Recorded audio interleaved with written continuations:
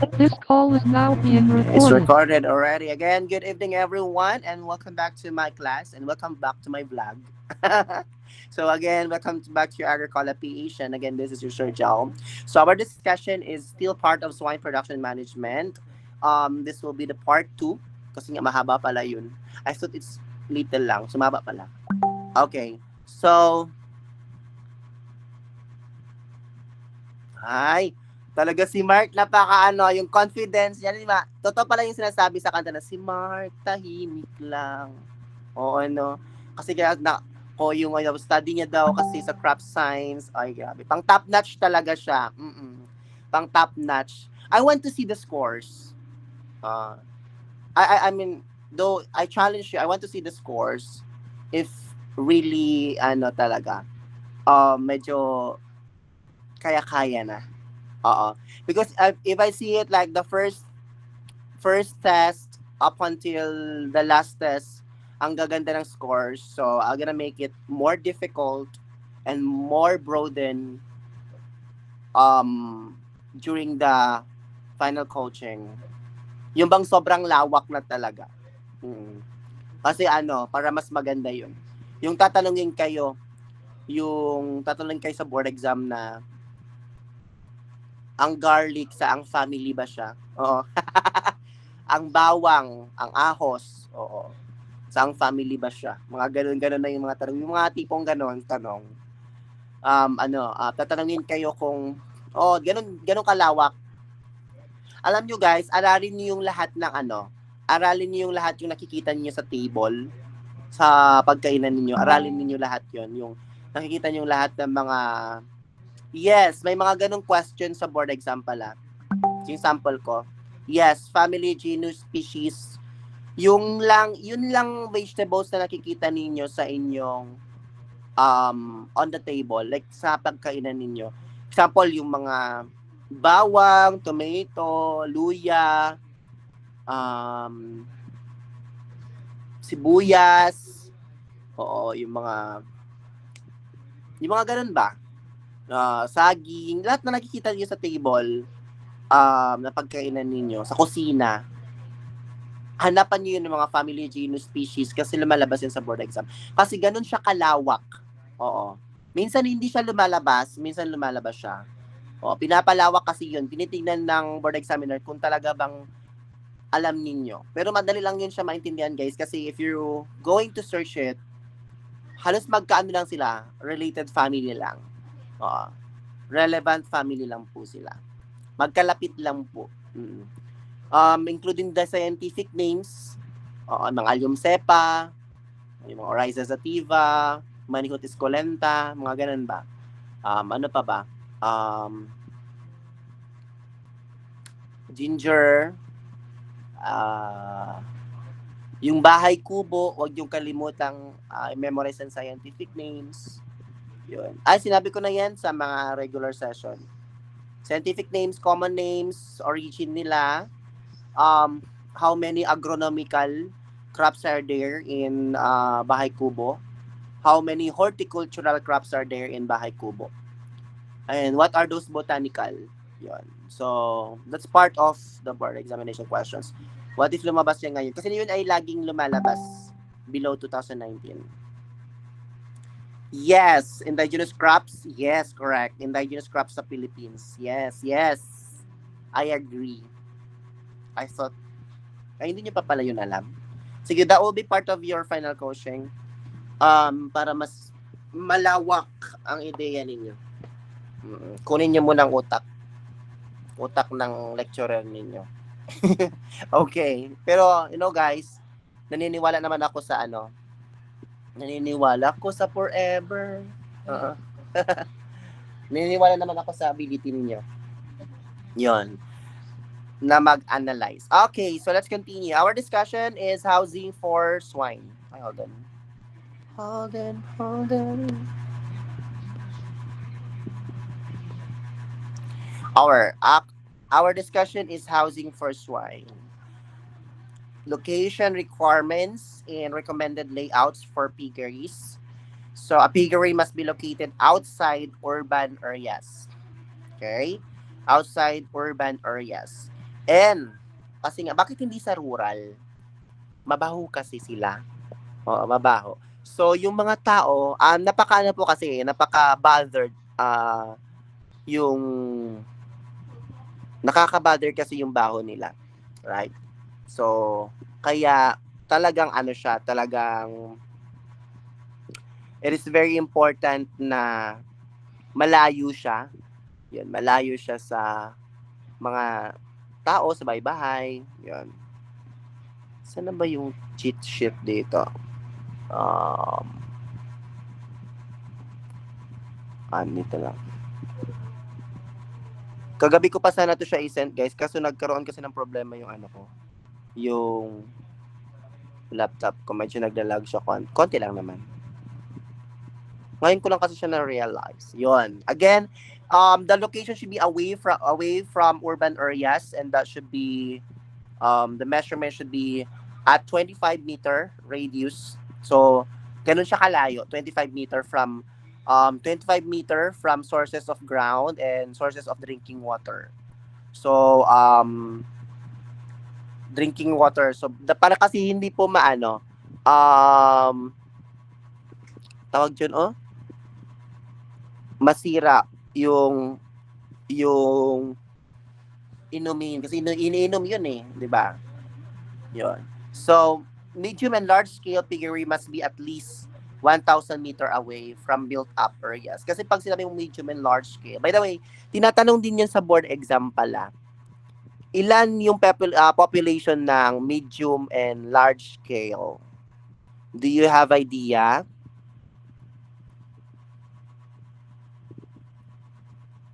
Do you have idea, guys? What is the size? What is the size of or number? What is the number of medium and saan yun? Large scale piggery? Do you have idea? Lumabas yan sa board exam din. At least na ano natin. Sige. So, what is the number of medium and large scale piggery, especially pag kumukuha ka ng tawag doon, lisensya to have your own commercial piggery farm. Yon. So, dapat pag medium scale piggery, kasi ganito yan siya, guys, pag pumupunta po kasi kayo sa mga pag pumupunta kayo sa, di ba, pag pumunta kayo sa ibang bansa para magtrabaho ng as swine technician, ganon,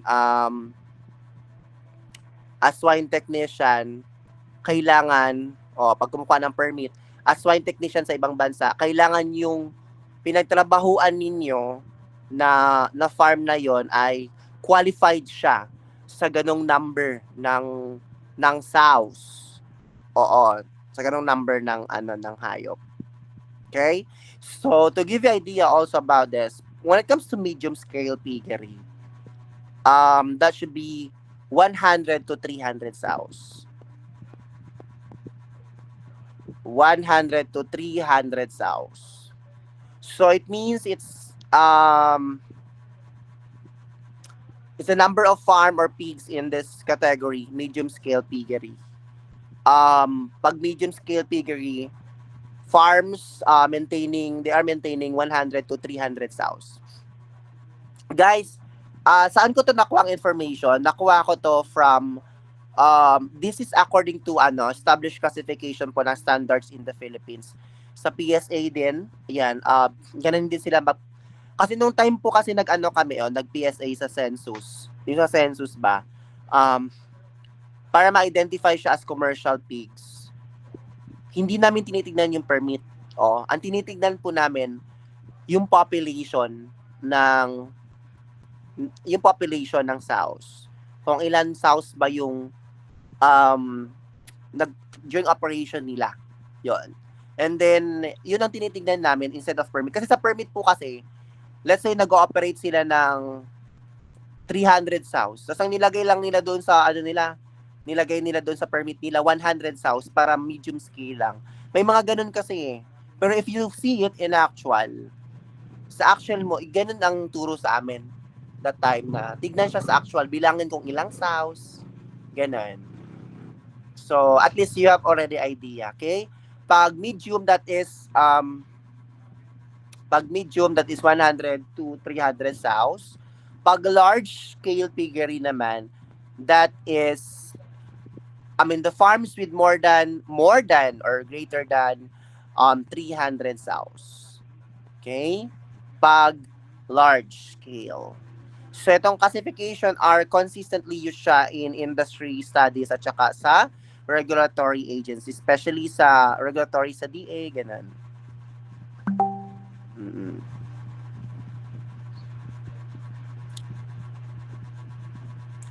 Yes, if less than 100 backyard, micro, small or micro.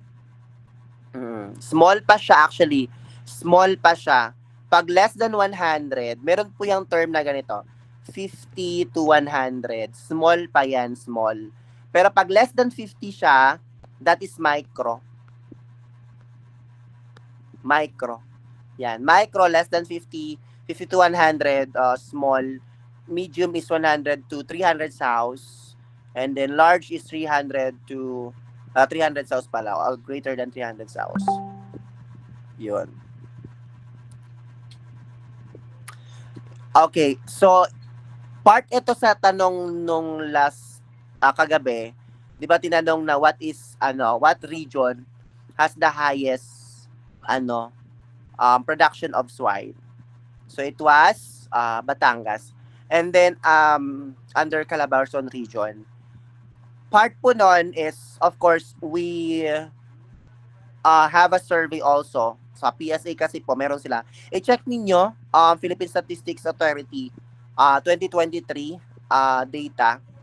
Nakalagay doon na pag smallhold farmers, okay, pag smallhold farmers, ang pinakamataas kasi ang pinakamataas na percentage ng data is yung mga smallhold farmers. Those are backyard farmers. They are 67.5%.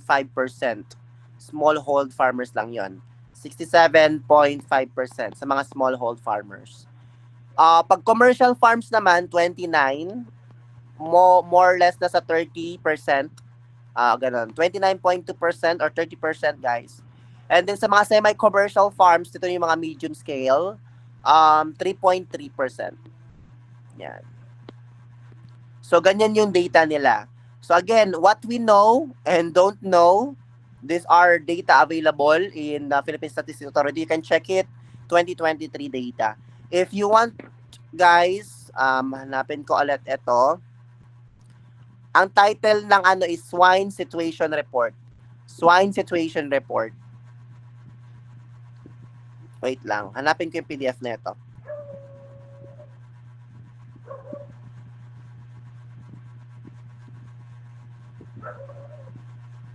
Okay, basta yan na yan ha. So, we have pag small commercial, that is less than, small commercial less than 100 sows or 50 to 100 sows. Pag medium scale, 100 to 300 sows. Large scale commercial, that is 300 or greater than 300 sows.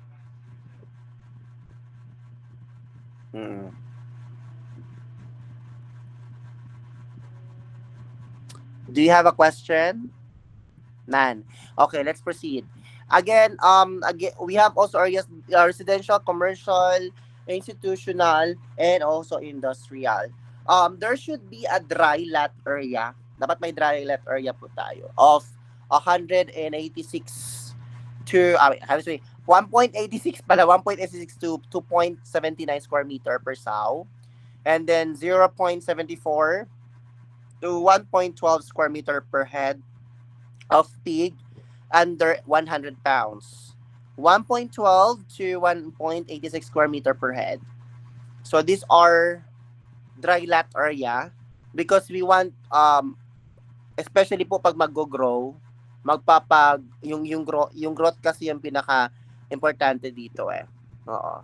Ano minimin dito pala? Ano pala minimin nito? Ito ay ang minimin dito, more or less na saan? Ano ibig sabihin ng dry lot area? Space per pigs. Let's see kung meron dito. Okay, andito na pala. So, eto pala. Pero ano ko na siya, ano ko na lang, slot spacing, finisher. Meron dito na pala. This one is just giving you idea na ang dry lot area is 1.86 to 2.79 square meter for per sow. So, and then this is the space per pig ha. Space per pig. Pag sa sow, pwede nyo na i-convert. Pag i-convert niyo pag sa sow, that is equivalent to 1.9 to 2.8 square meter. Tapos pag head of pig that is hindi muna. Per head of pig. So ito. Okay. So we have there should be a dry lot area of 1.86 to 2.79 square meter per sow. So this one is sow. And then 0.74. So that's equivalent to 1.12 square meter per head of pig. Under 100 pounds. So pag 100 pounds, that is grower. Grower yan. Pag 100 pounds. Grower yan siya. So pag grower, that is 0.7 to 1.1. Kasi nga convert natin, square meter. So, ang last is 1.12 to 1.86 square meter per head. So, after ng grower is fattener. Fattener ata ang grower. Yes, fattener. Kasi meron naman tayo sow for nakalimutan ko ng term. Pregnancy, ganun. Pampadami. And then we have also the grower. We have fattener. Fattener naman that is 1.1 to 1.9 and then square meter. Okay, so that's it, a sow, grower, and also the fattener. Naintindihan na? Okay, so next we have, guys, those are technical ha, lumalabas talaga yun siya sa board exam. And then minimum recommended space requirement for swine. So age and size of animal. So guys, lagay niyo na lang to sa visual aid. Okay, so we have groups of growing space requirements per animal. Pero this one is better. Yung binigay ko sa inyo na sample summarization ng sow, grower, and fattener. For dry sow, ito na yun. Sow, dry sow, 1.80. Groups of growing. For grower, 0. Kasi nga 100, di ba? So, ito na yun, Ito na yung mga grower. So, for fattener, 1.1. So, nandito na yun sa this one here. Jilts of mating. Sana yung grower dito? 1.9. Dito na yan. Nasa part na yun dito. Or dito. Ito, this one for jilts. This one for bore pens. Ito summarization na ito binigay ko sa inyo. Sow, grower, and fattener. This one part of your sheet. Bibigay ko na lang sa inyo. And then, yes, pa-mute po ng microphone. Yan. So, for roof, pa-mute ng microphone or Hanifa. Roof at least 1 meter. So, ang roof dapat at least 1 meter. Roof overhang shall be provided to ensure shade and to protect the swine from rain. So, ibig sabihin naka-overhang yung roof, ilang metros, 1 meter. Naka-overhang siya. So, the ceiling is optional po yan. Height shall be at least 2.4 meter height. Yung height ng ceiling. Pag meron. Walls, side walls shall have a minimum height of 1 meter and shall be made of durable materials, mga concrete, gano'n. Floor shall be skid resistant with 2% to 4% slope towards. Ibig sabihin parang pag ganito po siya, sloping. Kasi nga pag during the drainage yan, gutter, like towards the gutter and also drainage canal, para po kasi pag naglilinis ka, yung water, diretso na siya sa kanal. Ganon. And also the direction of the slope shall be away from the feeding trough. Kasi nga, let's say, ganito, meron kang tangkalan ng baboy. Tapos, syempre, yung floor mo dapat pa ganito, slanting. Tapos dito ka din maglagay ng feeding. No, hindi ganon. Mali yun. Dito ang feeding mo, malayo sa kanalan. Sa kanal ba, sa drainage, malayo siya. So, the direction shall be away from the feeding trough. Okay? Next, we have recommended slat with spacing, with slat width and spacing. So, pag size and type of swine, so we have farrowing swine and piglets up to 30 kilograms. So, we have winners, finishers, sows, finishers, and bores. So, sa width of slat is millimeter, man siya. So, 18 to 25. 18 to 25 millimeter. Sa winners, 18 to 25 also. The same lang siya with farrowing. And then, 60 to 100 ang slat, width ng slat niya. Ganun kalawak. And then, 80 to 125 naman for sows. Kasi nga, bakit siya 80 to 125? Kasi nga, pag pinapasok din natin yung bore para mag-mating sila. Ganon. Dapat malawak yung lugar niya. Slat naman, spacing should be 8 to 9 millimeter, 10 to 14 millimeter, 10 to 20 millimeter, 10 to 25 millimeter. Tandaan nyo na lang ito. Ito, yung 14, 20, and 25. Lumalabas kasi mga maximum kasi yan sila eh. So, in partially slatted floors po, the slat shall be placed perpendicular to the long dimensions of pens. For totally slatted floors, slat should be placed parallel to the sow. So, perpendicular pag partially. Why perpendicular pag partially? Para mas madaling yung grow kasi yung growing, yung growth ba kasi ba? Yun ang inaalala. Tsaka po kasi pag perpendicular in a partially slatted floors, hindi din mas stress yung baboy. So, for totally slatted floor siya, slat should be placed parallel to the sow. Para po hindi po siya parallel to the sow. Meron akong picture ata niyan eh. Sige lang, may picture ako niyan eh. Makita niyo yung parallel pati yung perpendicular. Pwede niyo din i-search yan sa Google. Yon. Next, we have minimum recommended length of feeding through per swine. Sa swine weight, depending po yun sa swine weight, no? So, we have linear length of through 150 millimeter per animal. 200 pag ang swine weight is 25 to 50. 50 to 75. 25 lang po yung interval nila. Here, 25 ang interval. So, yun na lang ang tandaan. Okay? 200. And then we have 250, 300. So, dito is 50 lang din ang interval. 50 millimeter ang interval. So, yan na lang. Ganyan na lang kayo magtanda. Okay? So, the feeding through width shall be at least 300 millimeter and the depth shall be 250 millimeter. Okay? Next. Okay, watering facilities. These are very important too. The watering facilities. Automatic watering cups or a bowl. Yeah. We have 1 cup per 20 winners. Okay, 1 cup per 20 winners. 1 cup per, this one is ratio actually. Ratio po ito.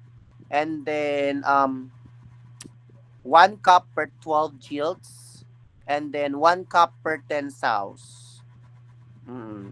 So what do you mean by 1 cup? 1 cup watering cups. Cup. Yung cup malalagyanan. Yun. So the nozzle type waterers are used. Nozzle type of waterers are used. It shall be adjustable. Kailangan adjustable siya. And it shall be installed at a height of 450 millimeter to 650 millimeter from the floor for sows. And then, and growing finishing pigs. 305 millimeter for weanlings. So the water spacing, 300 millimeter apart for nursery pigs, 450 millimeter for growing pigs, 600 millimeter to 900 millimeter apart for finishing pigs, and group house sows. We have for nursery naman, we have one nipple per 10 pigs. One nipple per 10 pigs. 10 piglets. One nipple per 12 to 15 growers. And for sows, I think it's for sows po is uh 1 is to 10. Yeah, 1 is to 10. One nipple per 10 sows. For sows. Nipple ha yung saan ba magdedede sila ng ano ng water. O, yun po yung nipple na yun. Okay. So what is the water requirements and throughput kasi nga guys lumalabas ito sa board exam. Oo, lumalabas ito sa board exam. Minsan 3 questions, gano'n. Mga technical kasi ito sila eh. So pag piglets again, so we have water requirements per animal per day. So we have 0.7. Yan. So tandaan niyo na lang to, lagay niyo na lang sa sa visual aids. These are all technical. So kaya niyo 'yan. Kaya, kaya niyo 'yan. At least nabigay ko sa inyo ang data. All you need to do is to make magic. Ang gawin ninyo pag matulog kayo, ilagay ninyo sa ulo yung manual ninyo. Sows, ayan. And for bores. By the way, this one will part to ng ano ninyo, ng post-test ninyo para mas mag-retain siya. Tignan natin kung nag-aral ba talaga. Okay? At least binigyan ko kayo ng data ha, hindi tayo zero. Okay? Recommended light intensity for swine housing. So we have area, breeding, gestation and farrowing. Kailangan ang lumen niya is 150 lux per square meter. And we have nurseries naman 100 lux, growing and finishing is 50, and then inspection areas is 200.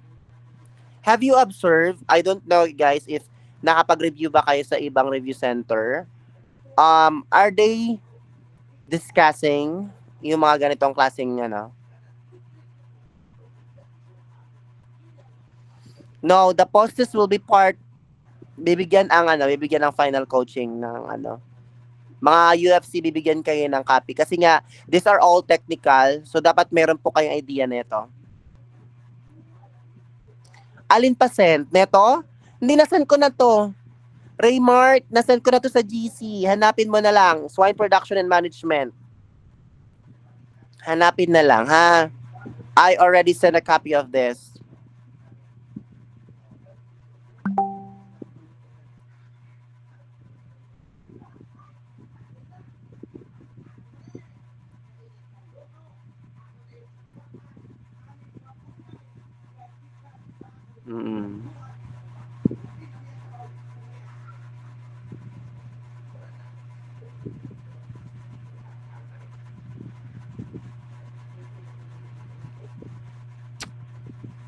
Yung iba ba, nakaano na?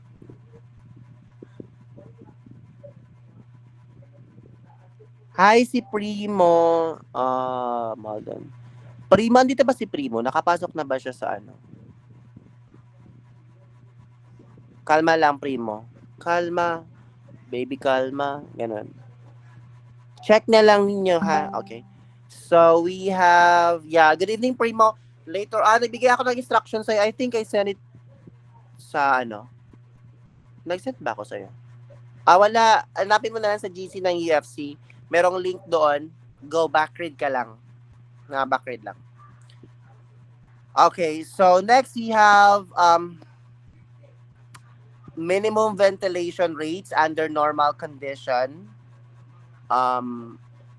Primo, hindi ka po nakapag-file ng UFC manual na Google Docs, I think. Kaya hindi pa nagawa ang yung manual. Magbibigay lang ako sa iyo mamaya, ha? Sige. And we have the minimum ventilation rates under normal condition. Bakit tayo nagkakaroon ng ventilation rates? Basta po hindi pa suffocate yung hayop. Tao nga naiinitan, di ba? Hayop pa kaya. Di ba? So, the stages, we have farrowing unit or sow and litter. The ventilation rate should be 0.25 meter cube. And then we have nursery pans, 0.08. Guys, lagay nyo to sa visual aids, ha? Can you promise na ilagay nyo sa visual aids to? Ito mga naka-table. Can you promise to me? Please, palagay na lang siya sa sa visual. Alam nyo guys, yan yung gawain ko. Pag may nakita akong table sa mga manual ko, nilalagay ko talaga yan siya sa visual aids. Yan nga, di ba nga, lagi minsan pag sinasabi ko sa inyo, pag may nakita akong table, guys, ilagay nyo na lang sa visual aids yung table.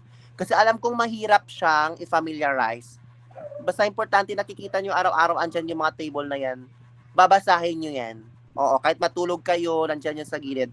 Lahat ng table na mga inaano ko sa inyo, sinabi ko na ilagay sa visual aids, ilagay nyo sa visual aids para hindi tayo tanga. Nagets ninyo? Makita kasi ninyo yung difference nila. Right? I don't know kung merong ganito sa ibang review center, but as far as I know, only Agricola offered this to you guys. Complete data as far as we can. Okay? So again, these are all technical. Do not share the file. Do not share the file. So we have mechanical ventilation. Kasi pag i-share niyo ang file, gagamitin niya nila. Oo. Kasi pag, example, let's say, i-share niyo ang file, gagamitin niya nila, gagawa sila ng manual, gagamitin nila yung file na yan. It was digested by Agricola. It's owned by Agricola.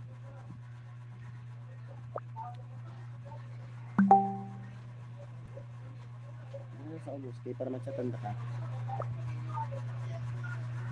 I-charge siya. And then, so you need to have your own, ha? Wala. Sige lang. Okay lang yan. Wala. Okay lang yan. Normal talaga yan ganyan.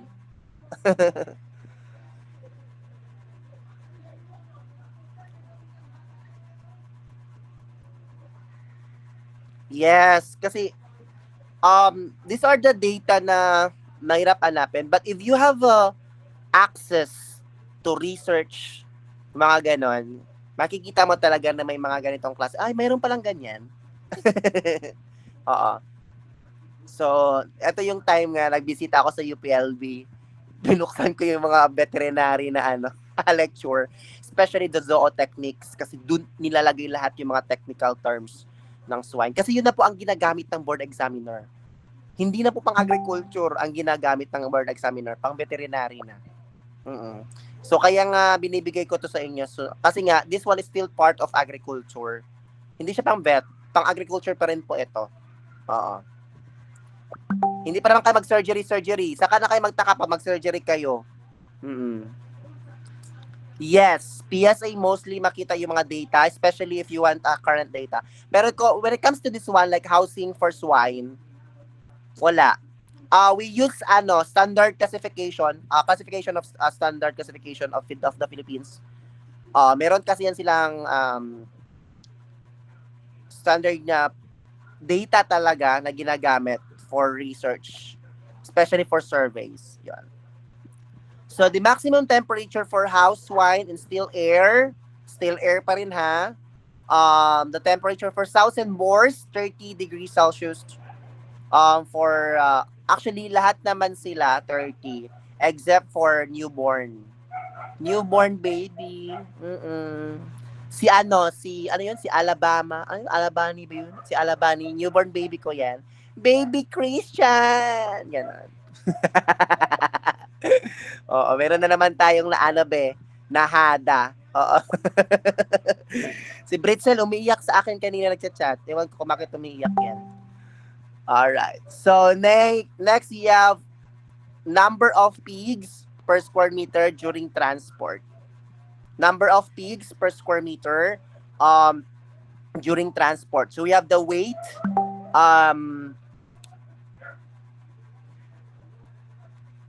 Saan mas maraming technical? Actually, they are all balanced. Lahat po sila nakabalance ng technicalities nila. Both them are balanced. Sometimes 8 questions per hayop. Oo. Per hayop. 8 questions. Pag livestock ang pinag-uusapan, guys, ilan ba 'yun? 8 usually sa yan eh. Technicalities sa goat sa cattle pala, sorry, sa cattle. Tapos sa sow naman, lagi sa sow, walang nawawala. Lagi may technical sa sow. Kaya nga pino-focus ko 'to. That will be included in in our discussion in equine management, yung data sa equine. Kasi that will be included kasi nga last year lumabas yung the fastest, 'di ba? So data din 'yun, datos din 'yun. So ang gagawin ni Sir, part din 'yan ng discussion natin in equine management. So again, number of pigs per square meter during transport. Pag ang weight is 15 kilogram, 9 pigs per square meter. Okay? Pag 25 kilogram, 6 to 7 square meter. Pag 50 kilogram, 3 to 4 square meter. 80 kilograms, 2 to 3 square meter. Ayan. So these are the number of pigs per square meter during transport. So ayan, please bear with this again, yung mga numbers, huwag kalimutan. Alam ko medyo parang gusto niyo nang mawala muna sa mundo ng ilang araw. Gusto niyo ma-amnesia ng isang araw muna. Oo. Alam ko yan eh. May nakita ako ganyan sa YouTube. Sa YouTube ba yun or sa Facebook na yung barkada niya na amnesia, tapos siya lang ang naalala. Oo. Tapos sinabi pa yun sabi ng barkada ko, gusto ko ng ganyan. Sabi niya ganun daw. Kasi daw, pag mag-study daw siya, papasok na talaga sa utak niya kasi bago na, fresh na daw yung Ang tanong is, maalala mo pa ba yung pag-aaralan mo? Oo. Oo. Kasi amnesia ka na. Oo. Alam ko yung iba gusto maging amnesia kasi may gusto silang gustong kalimutan. Meron, alam ko naman eh. Kilala ko na kayo. Simulat sa pool. Si Humphrey, walang ganyan si Humphrey. Napaka low-key ni Humphrey. Sobrang low-key ni Humphrey, nakalimutan niya para exam niya na sa law school. Be, may crime law ka pa. Yun, so.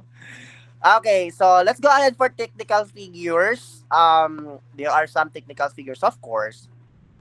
Average age of replacement stacks, so refers to the age of both gilts and boars in the farm in months. Replaced boars and gilts should be used for breeding at 8 months old. Sinabi ko na yung nakaraan, di ba? 8 months old. So, gilts should be given at least a maximum of 9.5 months. If they are not yet bred, they should be culled immediately. Pag hindi sila na-breed, so kailangan ika-culled mo sila immediately. Farrowing or sow index, this one is very important. Lumalabas ito sa board exam. Last year lumabas naman. 2023 lumabas. Last year lumabas na naman siya. So refers to the number of times an animal farrows in a year. Ilang beses ba magfa-farrow ang isang hayop sa isang taon? It can be calculated per animal or on a herd level. The sow index or the farrowing index, 365 divided by length of one production cycle. That's the formula. 365 divided by length of one production cycle. Kasi nga annual din pinag-usapan. 365 days yun. Okay? So, the production, what do you mean by production cycle? Refers to the length in days between two successive farrowings. Successive hindi kasama yung failure. Kasi meron nagtanong nito sa akin, Sir, kasama po ba yung failure? Hindi. Two successive farrowings only are included in production cycle. Meaning, in this computation formula, dapat 365 days, two successive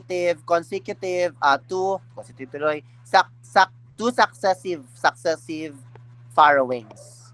Okay? Dapat ganyan yung formula niya. So the number of days between successive winnings and successive productive inseminations can also be used. And the shorter the production cycle, the better. Because this tells us that our animals are producing more per year, sometimes also called the farrowing interval. Yan, lumalabas din yan ha, following interval sa board exam. What do you mean by that?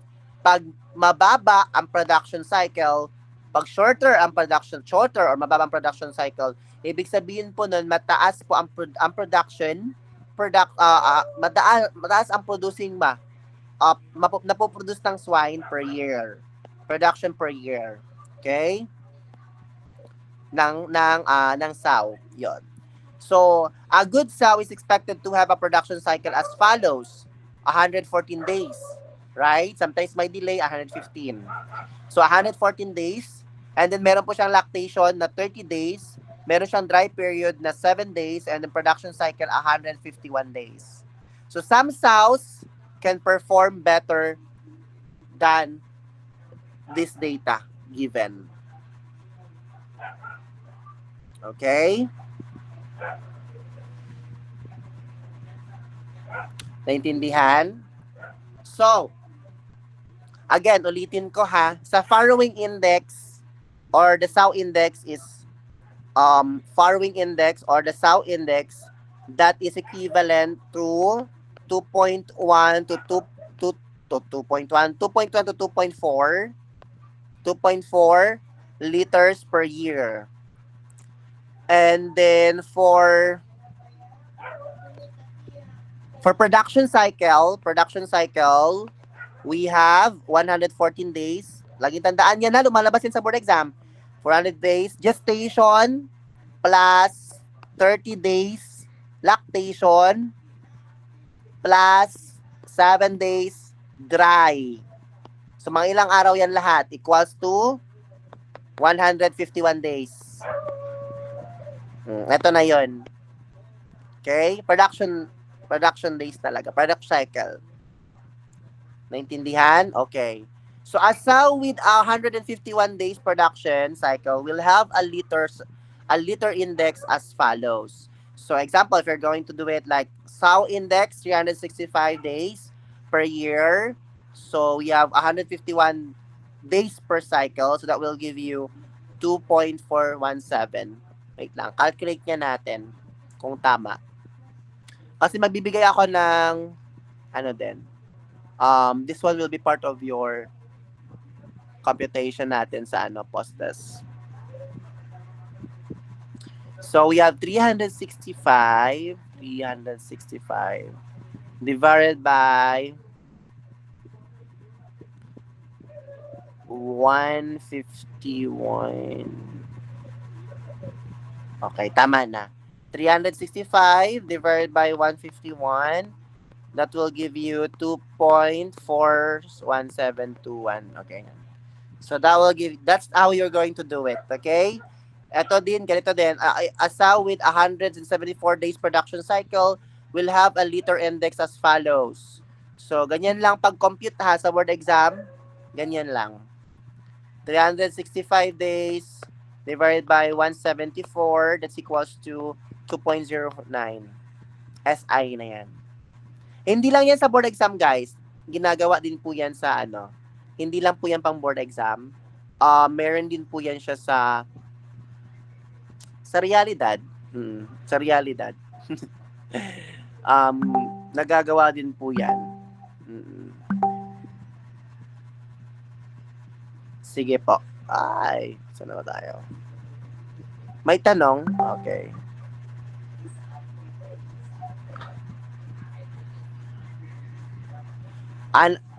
Anong tawag yung final answer, sir? SI, sow index. May range yan, sir, na nag-indicate na maganda yung farrowing index per year. Ano daw yan? Anong rate? What do you mean by rate? Medyo loading muna saglit si sir. Range, benchmark.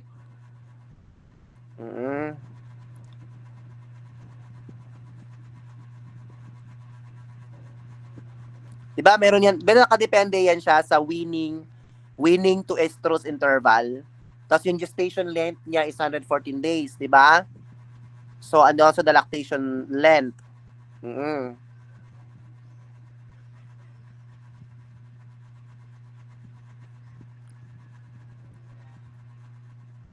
What do you mean by ano? O gusto ko lang talaga ma-point out. Ano yung range? Kung ilan yung kayang ma-provide? Okay. Acceptable per year.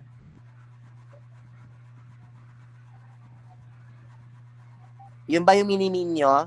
Yung ilan yung acceptable per year? Okay. So, paano ba yan? Kasi you are asking for ideal range kasi which is wala siya dito sa ano natin discussion, right? Walang data. So, I don't want to, I don't want to give ano tawag dito, a data na hindi ko pa siya na-search. Pero,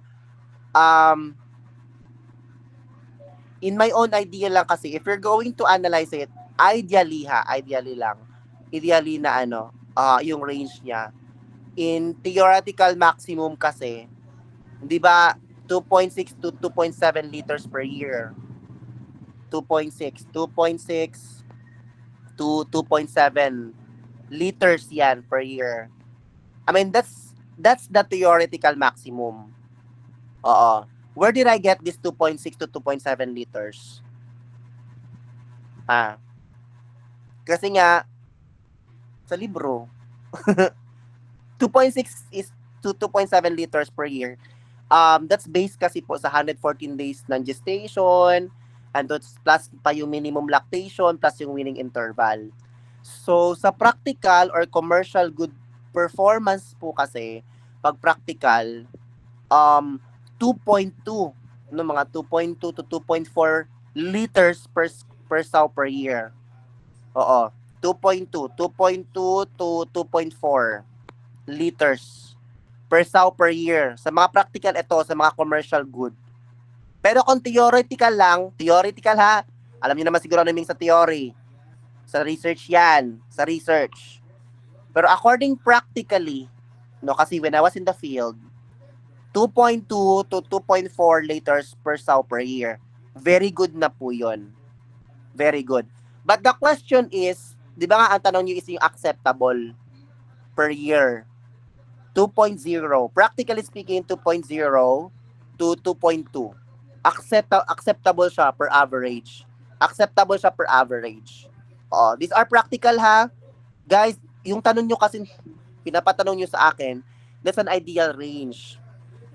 Ito according lang sa aking according lang sa analyzation ko dito sa technical figures. Okay? But you can use this one kasi yun nga, hanapan ko pa yung reference dito eh. But in theory, kasi laging tandaan 2.6 to 2.7 talaga yan pag theory. In practical, both commercial, kasi commercial naman kasi ang sasaw index na kinukuha natin, 2.2 to 2.4 is very good. Pero yung, pag tinanong mo kasi yung acceptable, 2.0 to 2.2, okay na yun.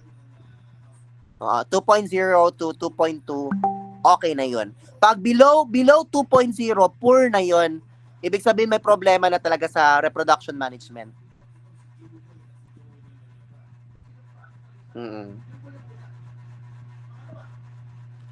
Yes, 2.6 to 2.7, acceptable siya in theory. Theoretical lang yun. Theoretical maximum kasi yun. Theoretical maximum. Wala siya ibang number, wala siya ibang digit. 2.6 lang talaga, 2.6 to 2.7. Pero, pagdating sa practical, hindi po acceptable. Very good.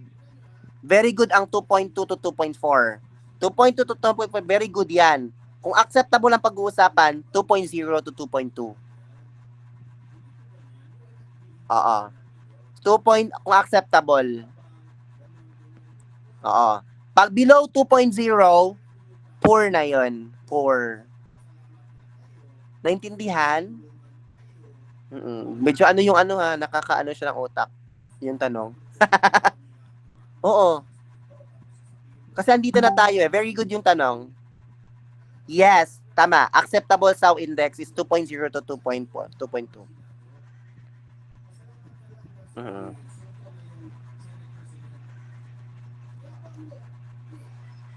Nagets na? Sige, i-post ko pala yan sa page mamaya. Gawan ko na ano. Na-clear na? Did I answer the question na ba? Tama na ba, Christian? Ano ba, si Christian? Si Mark. Si Mark pala yan. Ikaw ang dahilan pala. Oo. Ikaw pala ang dahilan kaya tayo ay nakokorap. Oo. Mark, tahimik lang. Mark, yun. So, hopefully na-answer na yung sagot. These are very technical. What if kayo na lumawas sa board exam? Huy! Maring, last points.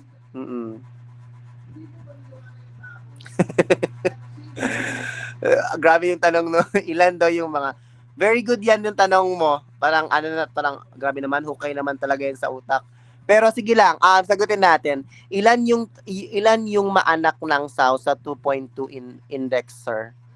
Oh, that's good. Actually, that's good naman yung tanong.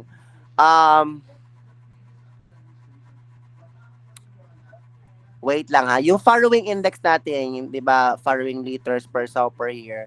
Liter size is average piglets born alive per farrowing. So, kung i-compute natin kung ang sow ay may 2.2 liters per year, 2.2 liters kung ang sow meron siyang farrowing index na 2.2 liters as what you asked, no, per year. So, yung average liter size niya is 10 piglets. Example lang yun ha. I mean, depende kasi sa farm performance yon. Depende sa farm performance. Pero yung 10 piglets, minimum na yan. That's the minimum. 10 piglets. Oo. So, let's say average liter size natin. Example natin is 10 piglets. Okay? Kasi minimum na to. Ita times mo lang siya. 2.2 ta-times natin ang sa 10 piglets. So, that will give you 22 piglets. 22 piglets per sow per year.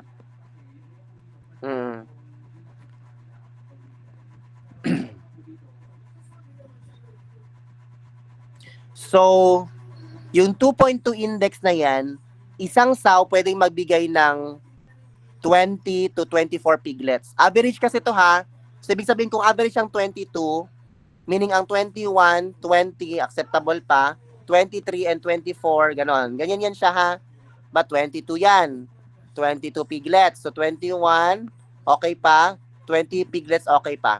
23, 24. So, meaning 2021 acceptable. This one is neutral. This one is very good. Yun.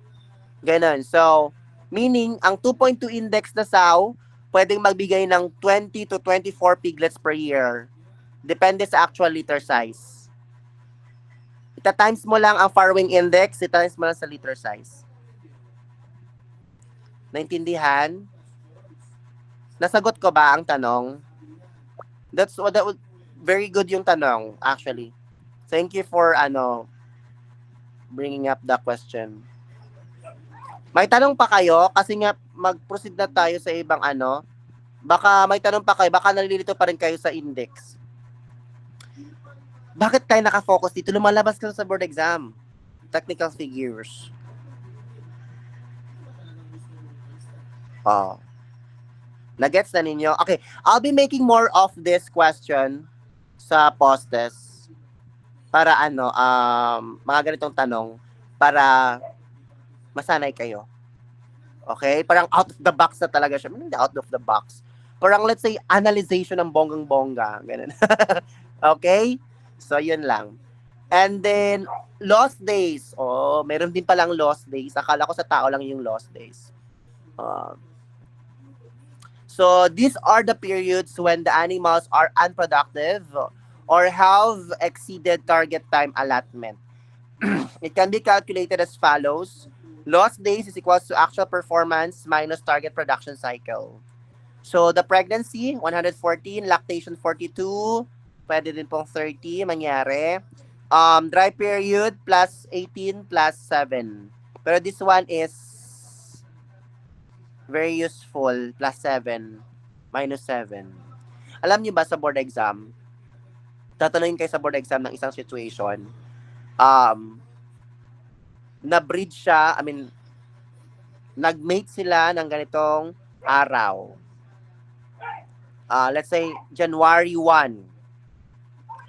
Tapos, bibilangin mo na ngayon kung kung kailan siya manganganak. Oh. Tapos, pagdating sa choices, wala doon ang sagot. Anong araw? Oh, di ba ganyan? May ganyan, be, sa board exam. Wala doon. Kahit ano pang gawin mo, kahit yung ginagamit mo na yung calendar, yung thumb na ginagawang kalendar, be, kahit yung thumb tuloy, basta yun, kahit gamitin mo pa yan, be, kahit na-memorize mo pa yung calendar na yan, oo, makikita mo talaga na wala dun sa choices. Kasi sinasama nila yung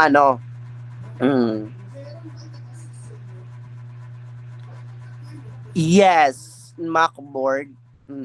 Sinama ko ata yan sa last year ginawan ko sila ng ganyan. Oo. Para silang mga buang maghanap. Kasi wala doon talaga sa choices. Hanap ka ng paraan. Kasi meron po yung +7, -7, +3, -3. So this one in dry period, +7, -7. Kasi po depende po kasi kung nag-early siya ng dry period or nagtagal siya ng dry period. Meron kasing ganyan eh.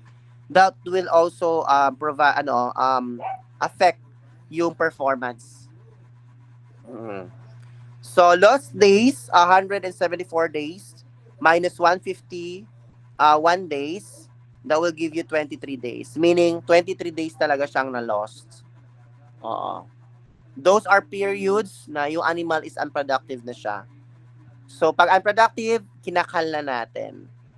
Yon. So, number of reared piglets per liter. Pero hindi ko naman sinabi sa inyo guys na, alam ko naman kasi yung sagot ng iba kung anong malapit sa kalendar yun na yun. Kung ano yung malapit, yun na yan. Hindi ganun guys. Hindi natin alam kung meron pala silang I-try nyong gamitin itong lahat ng mga data. 42, 18, +7, yan. 30. Gamitin nyo yan para makuha niyo yung totoong sagot. Okay? So, number of reared piglets per liter. This refers to the number of pigs weaned and calculated as follows. So, we have reared piglets per liter, piglets born alive plus yung mga fostered, and then also the mortality. So example, we have the piglets born alive 13 and the fostered is 2, the mortality is 1. So that equivalent to 10 piglets. So yung reared piglets are 10. Okay? So piglets weaned per sow per year. This refers to the number of reared piglets produced by sow per year and calculated as follows. So we have the swine index, the reared piglets. So we have 2.42. Let's say ang swine index is 2.42. And the reared piglets kanina is 10. So the equivalent to 24.2. So in case of lower swine index, sow index, pag let's say ang sow index is 2.1, the times lang natin siya 10, so that's 21. Pag lower. Okay? Okay, next we have services per liter. This refers to the number of times a sow is bred before it farrows. It can also be expressed in percent and it's also called farrowing rate. O yan, lumalabas din yan sa exam be. Oo, lumalabas din ito sa board exam, mga farrowing rate. It is calculated as follows. Services per liter, number of sows bred divided by number of sows farrow. Farrowing rate, number of sows farrow divided by number of sows bred times 100. Kasi rate ang pinag-uusapan, use 100. Okay? So in case of 100 sows bred and 80 sows farrowed, this is how you're going to do it. Services per liter, 100 yung sows bred divided by 80 na sows farrow, and that's equivalent to 1.25 na services per liter. Yung farrowing rate naman, number of sows farrow is 80. Number of sows bred is 100. Times natin sa 100. And that will give you 80% of farrowing rate. Lumabas din ito sa board exam. Not joking. Kung tatanungin ninyo ako, saan kayo mag-focus na computation? Sa animal science kayo mag-focus. Naintindihan? At least I am giving you now the hint on what to do. Okay? Kung kaya ninyo yan ilagay sa visual aids, yung mga formula, much better. Basta binigay ko na kayo yan. Feed conversion ratio. This one also is very important. This refers to the amount of feeds consumed by pig per kilogram in weight. The lower of feed conversion ratio, the better. Pag mababa ang feed conversion ratio, the better. The better. Ganyan ako maglagay, the better. So, winners should have an feed conversion ratio of around 1.5 and fatteners should have an feed conversion ratio of 3. Winners ha, mga winners, mga nanalo. Mga nanalo, dapat meron siyang FCR na 1.5. Mga fatteners, yung mga matataba, dapat may taba silang 3.0. Bakit? Kasi nga 4 fatteners sila, be. Yung winners nanalo yun. Okay, tinatawanan na lang natin, no? Kahit masakit na sa ulo. I feel you. Okay, I feel you. So, FCR is equals to total feeds consumed divided by weight gain. So, this is the formula. Weight gain is equals to final weight minus initial weight. Example, market weight is 90 kilogram. Winning weight is 6 kilogram. The total feeds consumed is 252 kilogram. So, FCR, feed conversion ratio, 252 divided by 90. Kasi yung weight gain natin, kukunin natin, dalawa kasi ang weight gain dito. 90 kilogram at saka yung 6 kilogram. Market weight, tsaka winning weight. This one, consume ito. So, that's the total consume. So, 90 minus 60, that is 84. So, 252 divided by 84. And that will give you 3.0. Meaning, the feed conversion ratio is 0. So, this one is fattening. Oh, fatteners. O, magets na ninyo. That's how you're gonna do it. What if tinanong kayo sa board exam? Ganito. The market weight is 90 kilogram. The winning weight is 6 kilogram. The total feeds consumed is 252 kilogram. Which of the following choices is suited? Example, ganon. Is suited to the given information. Letter A, sow. Example na sila. Letter A, winners. Letter B, growers. Letter C, tapos siya ka na lang, hala, bakit ganun yung sagot, yung mga multiple choices? Dapat ang sagot ay ng numbers. O, tanga-tanga ka na. Kasi hindi mo alam kung ilan ang ratio ng fatteners, hindi mo alam yung ratio ng winners. Oh. Ngayon, kaya alam mo naman yung ratio ng winners, tapos na total mo, tapos ang sagot is 3.0. Ay, fatteners ito. Kasi alam ko yun yung fatteners, 3.0 yon. Oh, at least hindi ka na tanga-tanga. Ang tawag sa'yo nun ay matalino na. Di matalino, masipag lang. Oo. Basta, yun guys, sa board exam, dapat lang, ang pinaka-importante sa lahat, hindi tayo tanga. Hindi tayo tanga. Sa pag-ibig lang po tayo tanga. Si Britzel talaga. Siya kasi yung nagbibigay sa akin ng mga ganyang idea. Wala yan kay Sir Humphrey. Si Humphrey, wala yan kay Humphrey. Okay. Now, this is very, very important na naman. Okay? So, ang daming numbers, nakakalito na. I feel you. Okay. So, this is the 215 Picard Swine report, guys. So, don't have a latest one. So, hopefully, I can get a one of this. So, yeah. What we're going to do, of course, please, if you have time, put this one on your visual aids. Ha? Tapos, i-highlight nyo lang ito, following rate, percentage. Highlight nyo yan. Pre-winning, mortality. Highlight nyo yan. Wala pa ako nakitang mummified sa spoil. Stillborn. Liters, yan, stillborn pala. Yan, stillborn. And then,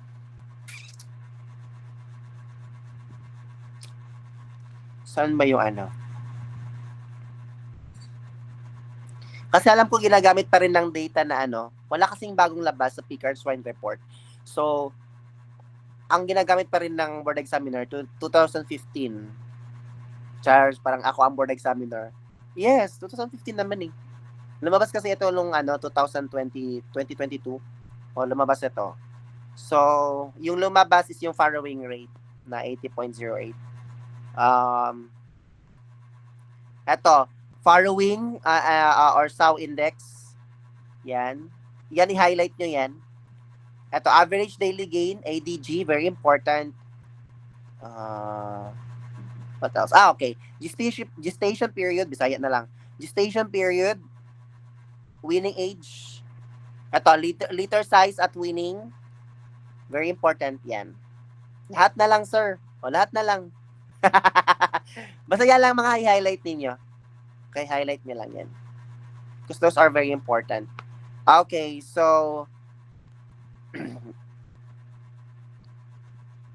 okay. PWSY, pigs win per sow per year.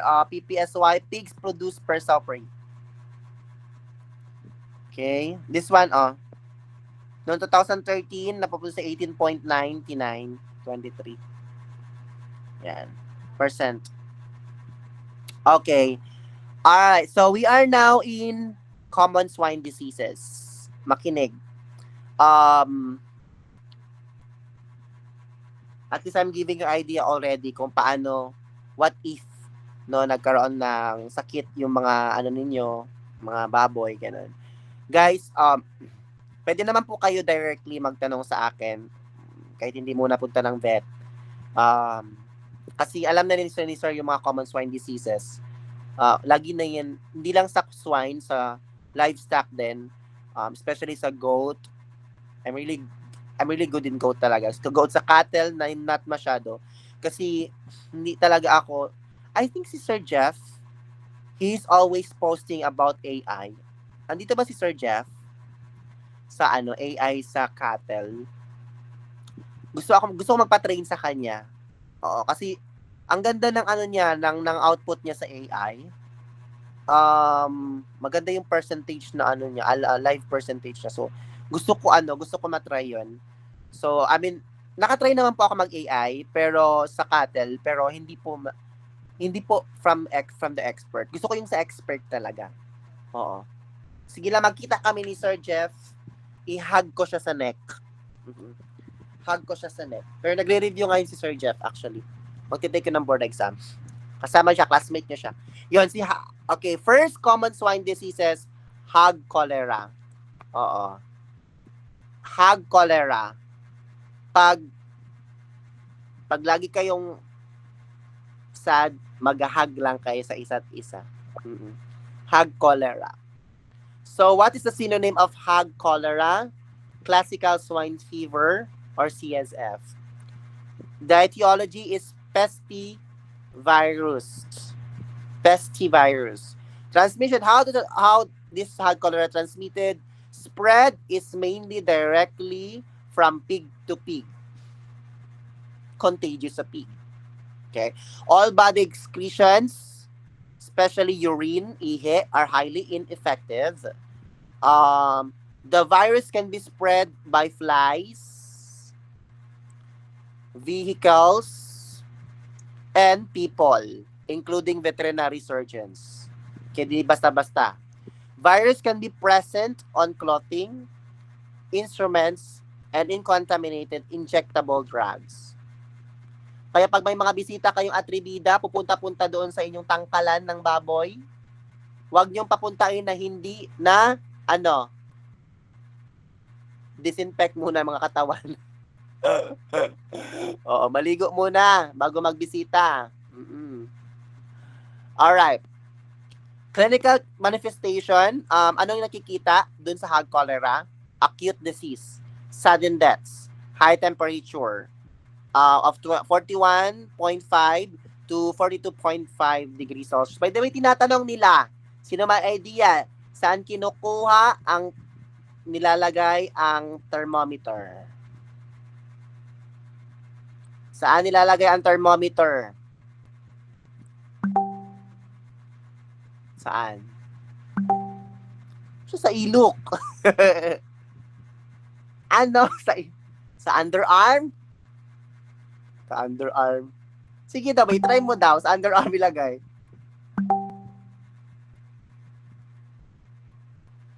Sa puwit. Oo, sa anus. Oo. Sa anus nilalagay ang thermometer. Hindi sa bunganga, ha? Hindi sa bunganga. Okay. May tanong dito, sabi ni Mark. Tanong ni Mark, tahimik lang. Ano ibig sabihin ng acute disease, sir? Ako, cute. Lagi mo na lang ako tandaan, kita mo yung mukha ko, acute yan. Acute. Contagious yan. So, okay, ano nga ba ibig sabihin ng acute diseases? Ang acute diseases po, isa po yung karamdaman. May karamdaman na biglaan ang pagsimula ba yung like yung bigla lang siya bigla lang siya lumabas, yung ba? Ano ba yun sa English? Sudden onset. Yon. Sudden onset. Pag sabi ko sudden onset, yung biglaan ang pagsisimula ba? Biglaan ang pagsisimula. Yon. So, and then in a short term lang siya, in a short timeline lang yung acute. Okay, so minsan po kasi, madalas pala mabilis din po ang yung pag-spread ng symptoms. Pwede po siya maging severe, no? Kahit sa short term lang siya, short time, pwede po siya maging severe.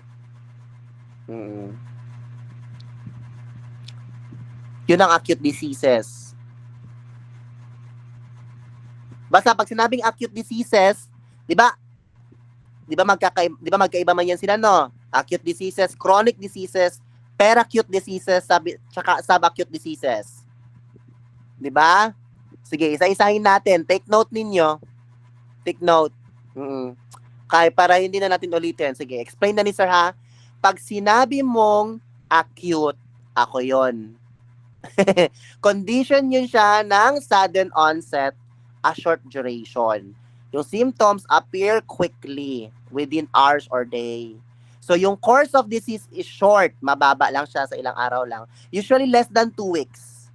Less than 2 weeks lang siya. And then, it might be mild, pwede din pong severe. Sometimes po, naging life-threatening na rin po siya sa baboy. Now,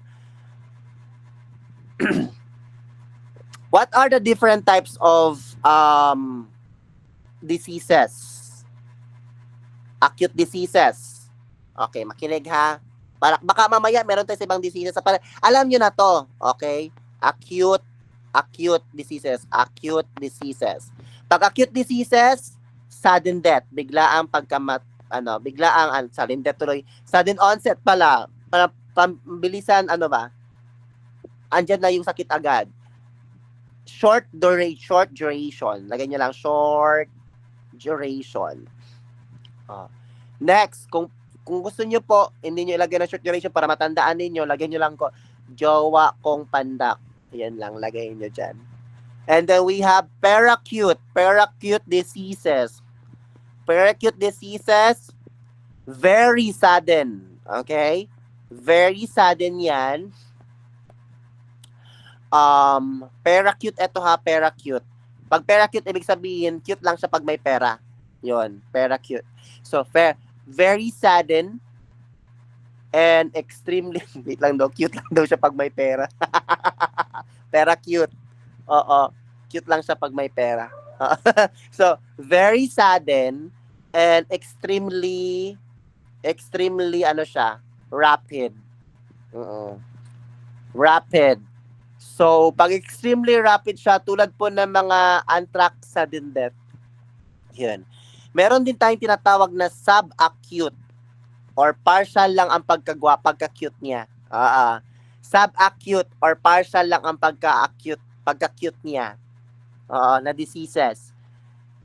This one is not as fast as acute kasi yung acute mabilis, sudden sila. And then, hindi po siya as long as chronic. Unahin muna natin yung chronic. Kasi yung chronic po kasi, yung chronic diseases, slow onset yan. Mabagal. Slow onset, Pero long-lasting siya. Long-lasting. So this one will take weeks, months, or years. So yung subacute, combination siya ng not as fast as acute, not as fast, parang sa medium lang siya. Oo. Not as fast as acute. And then, not as long as chronic. Oo. Not as long as chronic. Yon. So that is the different types. Yon. Na mga diseases. Para, baka lumabas sa board exam din eh. At least alam nyo na ma-identify yan. Naintindihan? Yes, sir. Okay. Oh, very good. Kasi, tanong-tanong. Oh, may question pa, do acute diseases are equal to 100% death? No. No. My answer is no. Acute diseases do not always mean 100% death. Okay? It do not always mean 100% death. Acute tulad ko, yon, only describes onset and duration. Meaning, pag sinabi mong onset, sudden plus yung jowa mong short. Yan. That means. Okay? So, it does not automatically mean the disease is always fatal. Pag sinabi mo kasi yung fatal, ibig sabihin 100% yun. Laging namamatay. Na pag acute, patay na agad. Ganun. Hindi, no. It is not mean disease is always fatal. So some acute diseases po kasi are self-limiting. They are self-limiting. And with others can be severe or fatal. As what I've said kanina, can be severe. Okay? What are those potential na fatal acute diseases? Very high mortality ng acute. African swine fever. ASF. Kaya nga dapat minaano nila di ba? Anthrax sa swine. Sudden death yun. Yun.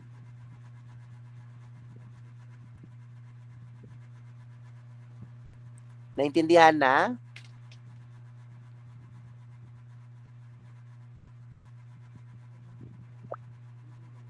Oh. Fatal nga ba? Ano yan? Swine, erysipelas. Erysipelas? Yun ba yung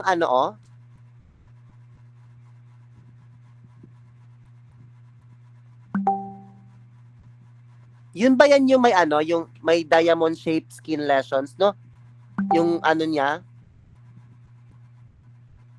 Wala nga, yung diamond skin lesions. Shape lang. Oo nga, yun ang diamond, yun. Oo, wait lang, na-loading ako tuloy. Bakit kasi ganyan mag-share, Dirk. Oo. Sa Ayala. Pero hindi po siya fatal. Hindi siya fatal.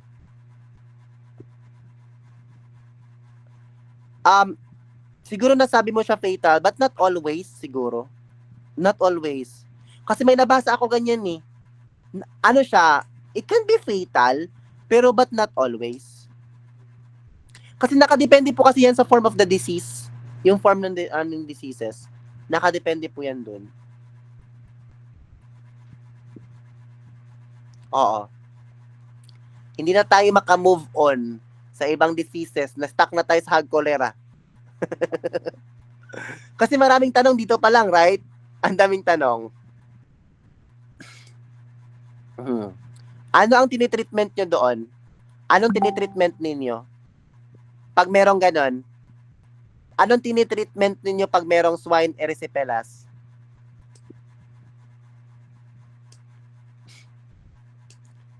Basic lang ang treatment doon. Anong treatment doon? Penicillin. Sus. Penicillin. Treatment niya lang treatment niya lang po is penicillin. Nare-recover na 'yon.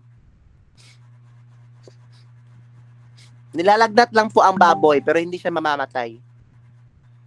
Penicillin.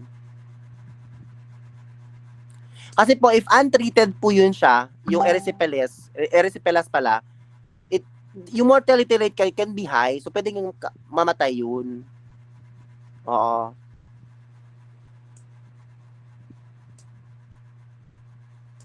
Hinahayaan.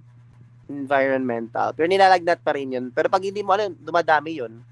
Mm-mm. Pero penicillin. Yeah, penicillin. Penicillin is really good. Okay, mag-move na tayo. Okay, baka magtanong na naman kayo, ano ang anorexer? Kasi may anorex na tanong. May anorex dyan. Someone have an idea about anorex? Anorex, sorry. Anoresec. Anoresec. Someone have an idea about anoresec?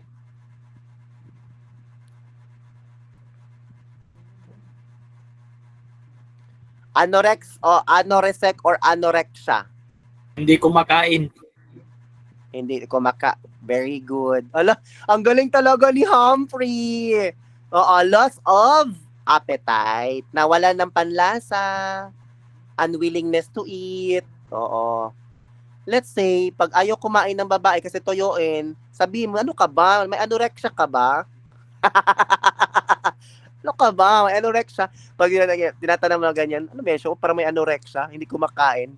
Tinoyo yung jowa mo, may anorexia. Pag may may jowa kang toyoin, may anorexia yan.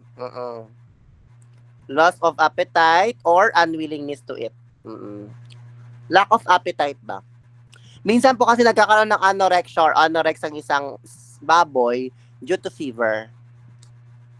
Due to fever. Pag ganun, may lagnat yun sa loob. Naintindihan na? Okay. Guys, ano natin yung mga important na Next na tayo. Okay, eto, alam ko naman na wala kayong time magbasa na.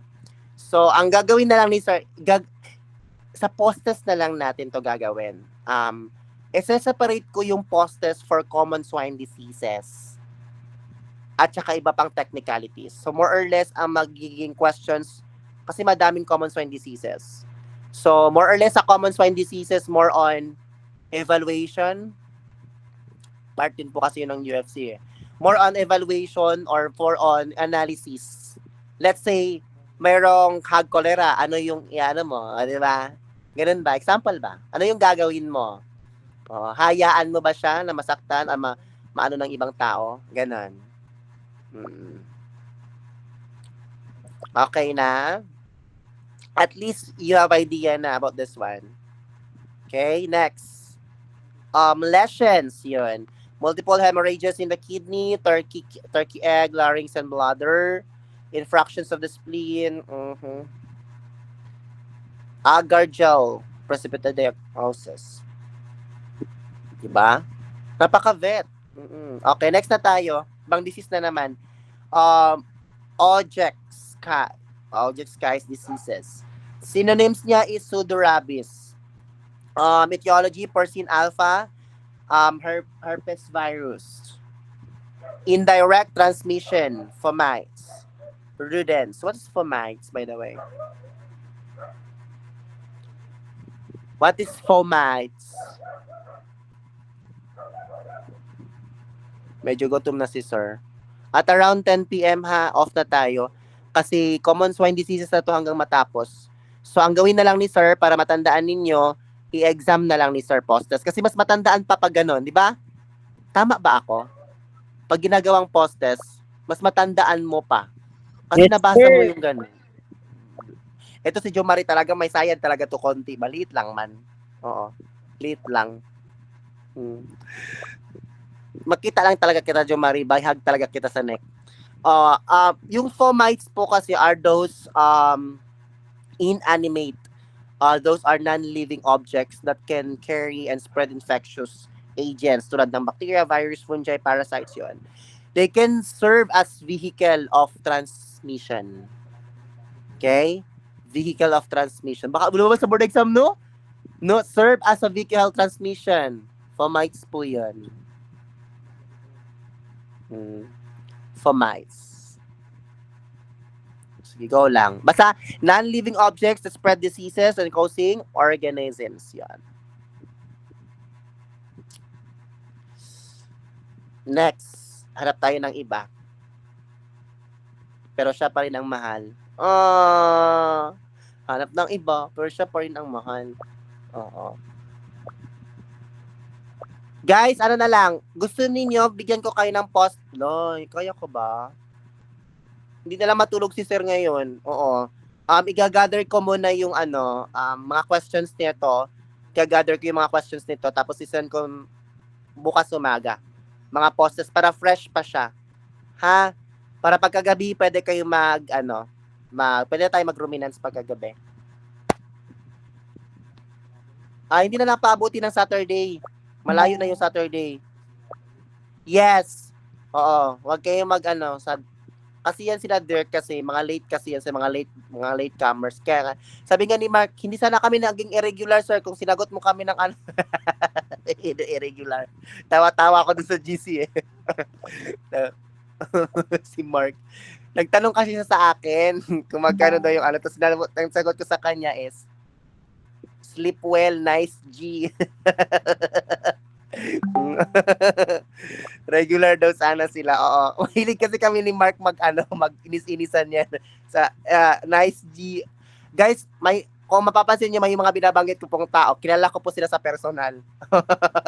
Kilala ko po sila sa personal. Sila po yung mga hindi naman close. Sadyang lang kami, open-minded, malawak po mga pag-iisip namin. Yung ganon. Hindi kami madaling mapikon. Pag yung may attitude ka na madali kang mapikon sa isang word lang, wag ka nang sumama sa grupo namin. Maiinis ka lang. Alam niyo, mas maganda kasi puro tayo smile. Oo. Kasi alam naman na may mga problema tayo. Then always smile lang. Oo. May mga problema tayo. Smile lang tayo, guys. Huwag masyadong seryoso sa life. Oo. Di ba nga, tumatawa lang nga kami, sinabihan ko siya. Sleep well, nice G. Sinising niya ako kasi irregular daw siya. Okay na yun. Laban lang. Okay, next we have porcine circovirus associated diseases. Oh, di ba? Para na kayong buang makita niyo yung mga PCV1, PCV2. Wait lang. These are clinical terms sa veterinary. Don't mind about it. So, just giving you an idea about this one. Pag PCV1, circovirus type 1 yan. Pag PCV2, circovirus type 2. Again, pag circovirus type 1 has been shown to cause clinical diseases in experimentally inoculated pigs. So, wala po siyang any shown na mga symptoms during clinical. Okay? So, ang circovirus type 2, primary causative agent siya or post-winning multisystemic wasting syndrome. So, this one is kung ang PCV1 walang cause, ang PCV2 meron siya. O, ganun na lang. Mas madali, no? Mga vaccine. Very good. Yes. Okay. So, ano pa ba? Ilagay natin dito. Hanapin natin yung iba pang term na mga vaccine yan. Stillbirth, mummified. Ano pa tayo na ibang terms? Yung mga, okay. Emaciation. What is emaciation, by the way? Emaciation.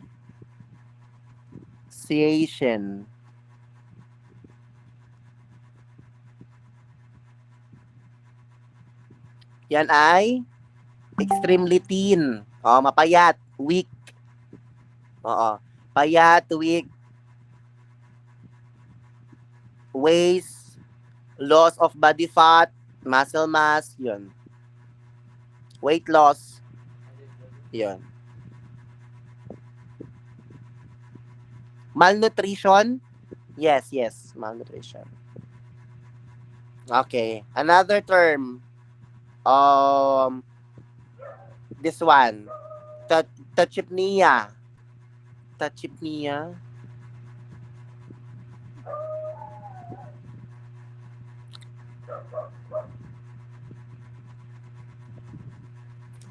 What is that? sa breathing. Yes, correct. Kasi pnea, PNA meaning breathing yan. Breathing yan, pag pnea. So, pag touchy, fast. Fast, pag touchy. So, nea, yan siya, oh. Touchy ba? Meaning touchy. Oh, fast touch. Oh, di ba? Parang mag-funny ka sa ML. Fast hands. Fast touch. Oh, fast. Pag nea, breathing.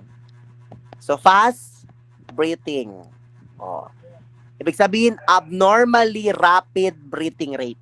No, abnormally. It's faster than normal. By the way, lumabas dito sa board exam. Normal respiration rate. Normal respiration rate.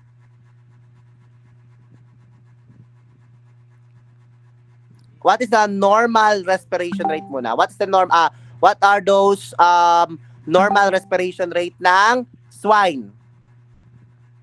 Can someone have an idea? Dyspnea, sir. Okay. Dyspnea naman.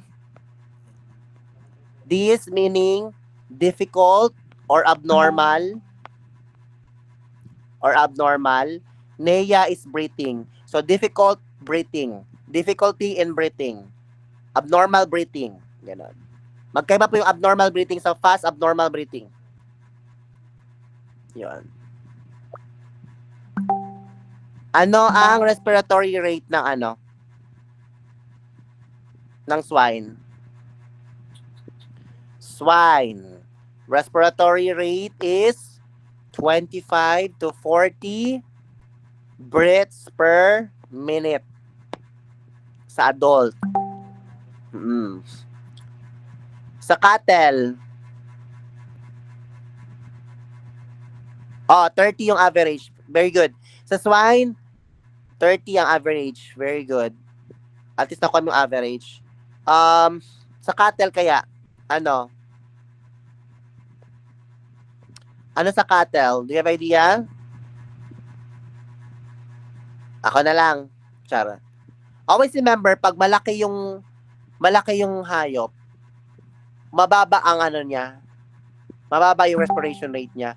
Pag maliit, mabilis. 10 to 30 per minute.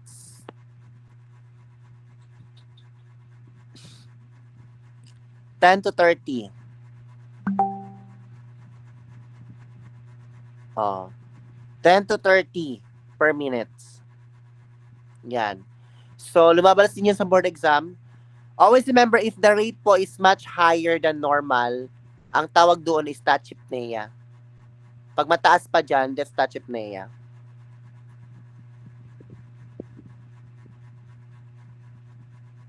Okay. How about kung meron tayong sa swine, sa cattle, how about sa goat?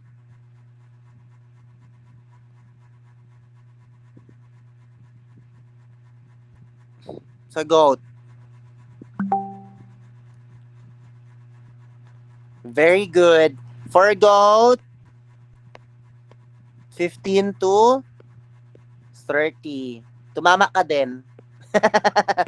Tumama ka din. Ayun. Very good question na naman, Dirk. Ito si Dirk talaga na, ewan ko na lang. Dirk talaga kita. What is the difference between hypernea and tachypnea? So, tachypnea fasts. Pag hyper, okay? Hyper, meaning deep, okay? Deep breathing, deep, malalim na hininga, deep breathing, or rapid, rapid plus deep, rapid plus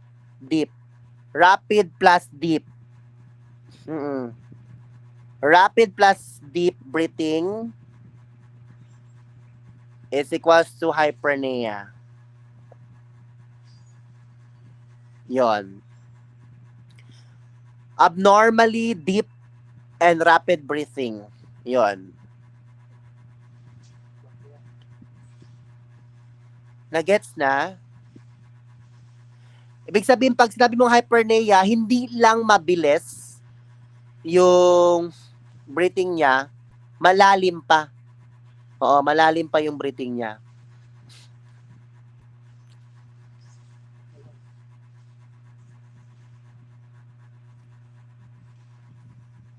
Naintindihan na? Oh, do you have a question pa? What else? Oh, eto. Jundice daw, si Jundice. 10 na ba ya? 10 na.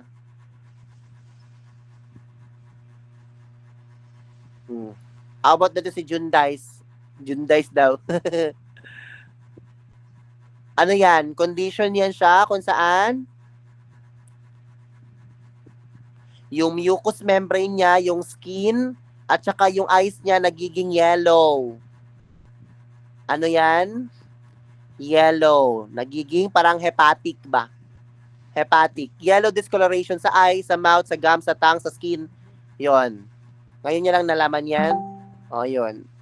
Ibig sabihin po, may problema siya sa red blood cells niya. Yon. Liver, sa bile ducts niya, pag ganon. Ano yung gusto ko talaga maging doktor sa tao? Oh. Ano pa another term ng ano, Jundice, para mas maalala? Esteros. Yan. Gusto ko talaga mag-take ng NMAT, promise. Okay na? O, may ibang tanong na naman dito. Sige lang, tanong lang kayo ng tanong. Tanong na kayo ng tanong. Kasi mag-e-end na naman din tayo. Okay. Another question. Guys, pwede nyo naman basahin itong common swine diseases na tapos ma'am, bukas ng umaga, bukas ng bago tayo mag-ruminants, tatanungin ko kayo kung may tanong ba kayo, ha? Para pwede natin regarding sa swine. I-take note nyo yung mga tanong ninyo. Kung meron meron din po bang hypo? Yes, sir. Meron. Oo. Meron po. Kung ang hyper meaning exceeds or above normal, ang hypo below normal. Shallow, kumbaga shallow or reduced depth. 'Yun. Meron tayong tinatawag na, 'di ba? Meron tayong hyperthermia. Hyperthermia meaning body temperature above normal. Hypothermia, body temperature below normal. Hypertension, high blood pressure. Hypotension, low blood pressure. Hyperglycemia, high blood sugar. Hypoglycemia, low blood sugar. Ganun po yan. Prefix. Kani si Jo Marie, ako man yun ni siyang ikuan ba? Sir, ano ba yun ulit market weight for slaughter sa swine? Ideal market weight? 90 to 110 kilograms live weight. 5 to 6 months of age. 90. Ito na lang. Wait lang. Market hog siya. Pero pag lechon, 15 to 25 kilogram.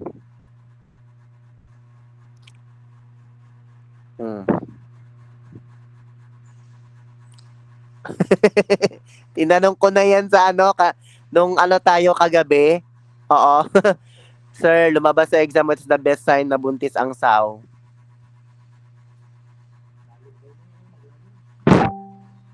Tinanong ko na yan kagabi.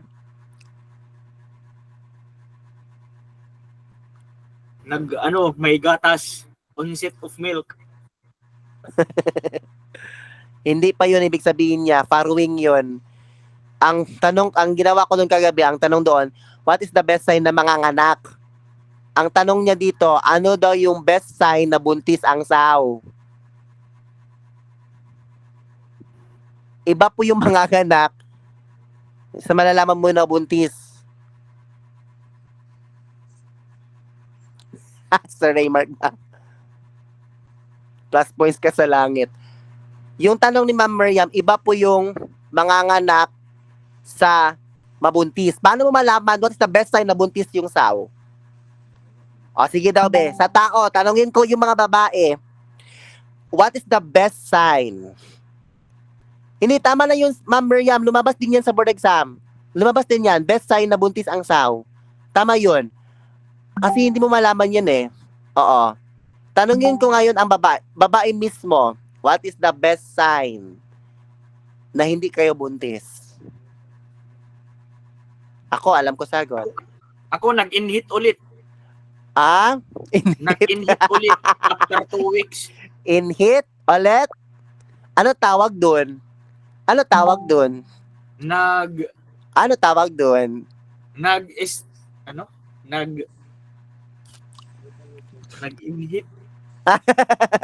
Ano tawag dun?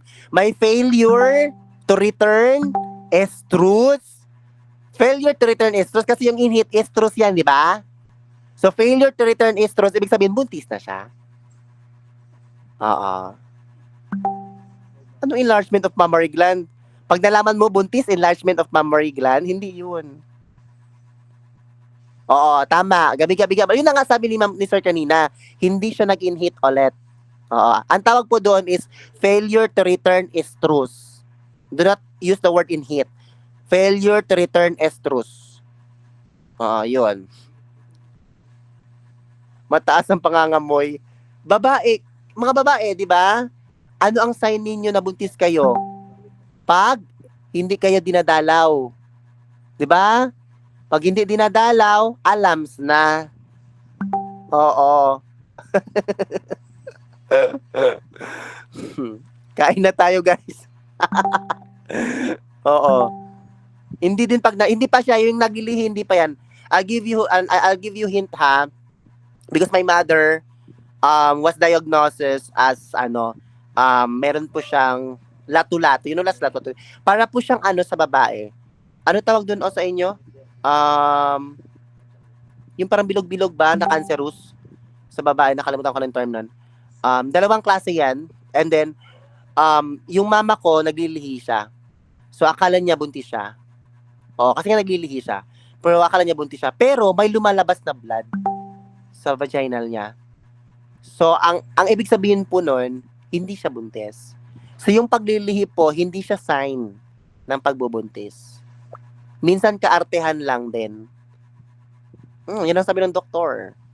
So, the true sign na buntis ka talaga is hindi ka dinadalaw. Tama? Kasi yun, malaman mo talaga na buntis ka na, girl. Buntis ka na. 2 months na baya ako. Boys, kabahan na kayo pag sinabihan kayo ng girls 2 days na baya ako din dinadalaw. Yun.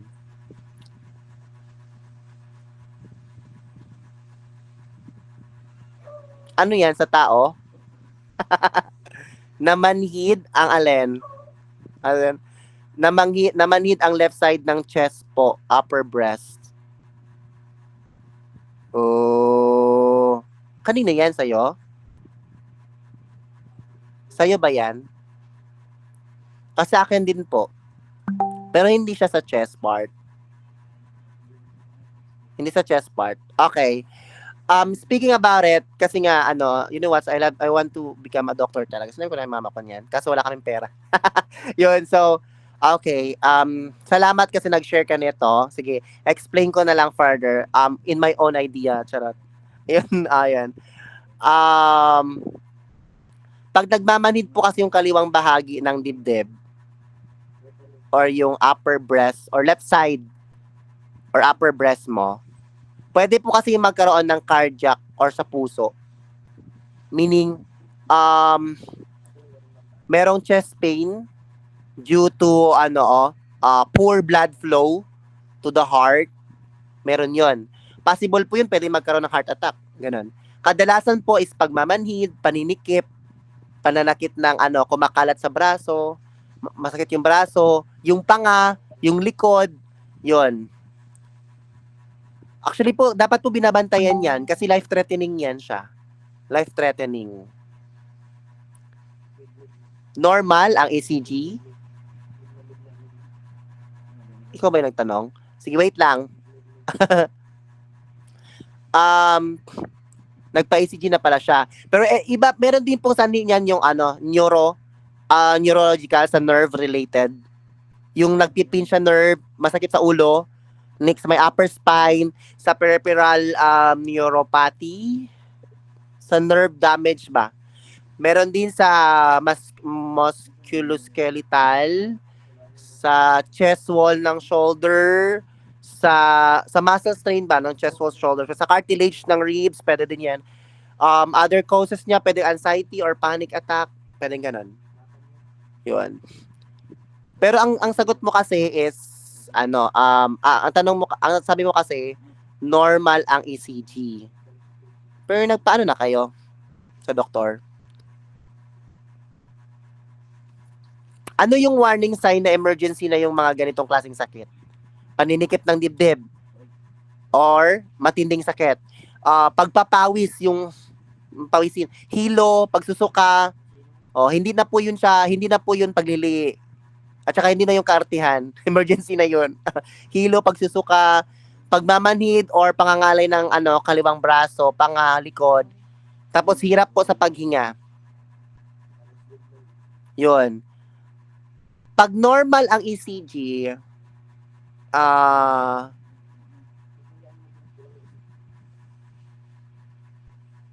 ano po kasi yan?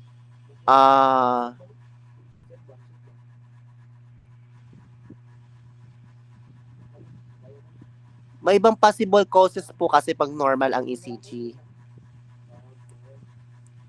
It's either musculoskeletal, yun, kasi naman nadala sa ECG yun eh. Neurological, gastrointestinal acid reflux, wala ba siyang acid reflux? Psychological, anxiety, stress, wala siya? Kaya nga hindi lang ECG dapat.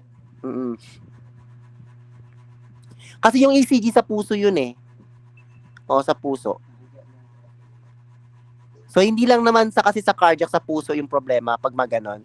Minsan sa musculoskeletal, sa neurological, ang ginagawa po namin, may estudyante akong ganyan, ang ginagawa niya is pinapahiran niya uminom siya ng luya, ginger. Umiinom po siya ng ginger. Ginger tea, yun, sobrang nun. Are you familiar with turmeric? Turmeric ba? Turmeric. Sino umiinom ng turmeric dito? Yung mabaho?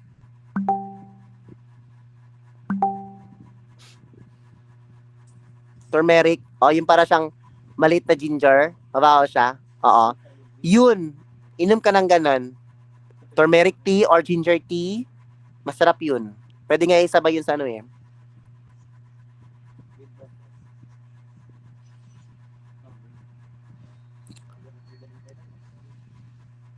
Anong ECG?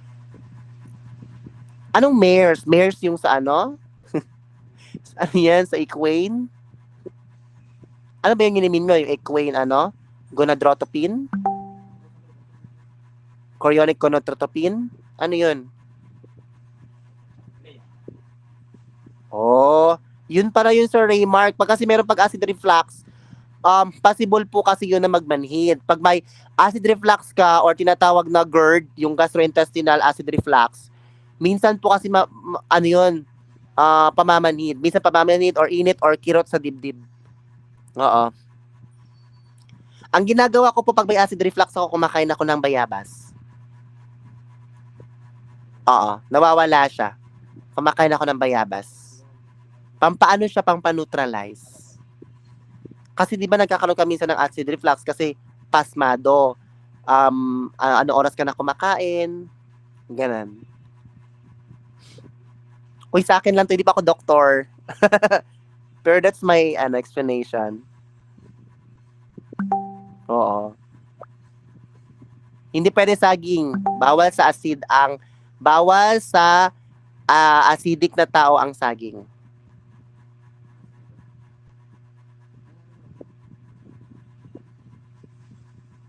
Anong pH 9?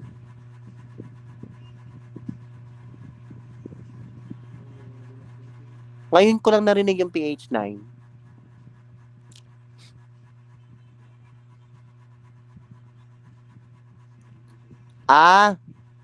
Page 9 na ano? Ano na? Potential hydrogen. Ah, I-space mo kasi. Tsaka maling spelling. Dapat maliit ang P, malaki ang H. Nalito po ako. Oo. Page 9 na water. Sorry lang. Kasi pag iba kasi yung ano, iba kasi yung minden. Pag iba yung spelling. Kaya ganun sabi ko, ngayon ko lang palang ano, ngayon ko lang na-encounter yung pH 9. pH, potential hydrogen 9. Oo. Alkaline water. Correct yun. Okay man din yun. Pero hindi yun ano pa rin eh. Hindi. Ako alam mo ba, para ma-neutralize yung pH ko, kumakain talaga ako ng bayabas, be. Pure na bayabas. Yung pag ano ba, yung bunga niya, kumakain ako nun. Sarap yun. Neutralize yun sa acidity ng katawan mo. True. Guys, do you have a question? Wala na. Sige na, mag-end na tayo para pwede tayong kumain. Kasi si Jo Marie naghihintay na sa baba. Okay, what I'm going to do now, hindi naman po ako matirilo sa Raymark. Sadya mahilig lang ako magbasa. Kahit sabihin mo si Sir Humphrey, if you are a bookwormer person, hindi naman sinasabing you know everything. You know what to answer. Di ba, Sir Humphrey? Even in the law school, there's no wrong or right answer. Di ba? Parang nakaka-relate ata siya eh. In law school, there's no wrong or right answer. All you need to do is to speak and speak. And read and read. O, ganun lang. Read and read and speak. Yan lang. So, kasi pag once isabuhay mo kasi yung ano, once isabuhay mo kasi yung pag-aralan mo, hindi yun nawawala sa iyo. Naka ano yun, nakadikit talaga yun sa iyo. Hindi yun humihiwalay sa iyo. Naintindihan yun? Oo nga, sige na, kumain na pala si Jo Marie sa baba, pala hinihintay niya na ako. Bye-bye everyone, tomorrow I'll give you the post test for common swine diseases muna ha. Guys, I'll give you the post test for common swine diseases muna po tayo. Tomorrow morning. 100 items for that. 50 items analyzation, 50 items remembering. Bye-bye! Good night, everyone. Thank you. Ruminants tayo tomorrow. Walang applying, sir? No, applying ka dyan. Tuking kita dyan eh. Applying ka ngayon. Application? Sige, lagyan ko ng application. Sige, lagyan ko ng konting application kung hindi kaya sa analyzation lahat. The same time tomorrow, sir? Oo, 8 tayo. Sorry. Opo, 8 po tayo tomorrow. Thank you po. Si Primo, babae yung ano niya, boses ni Primo. Cute. Ayun. Guys, do you have a question? Bye-bye! Hala, si Dirk. Love you too.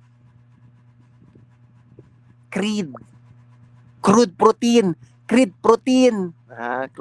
Crude protein. Bye-bye!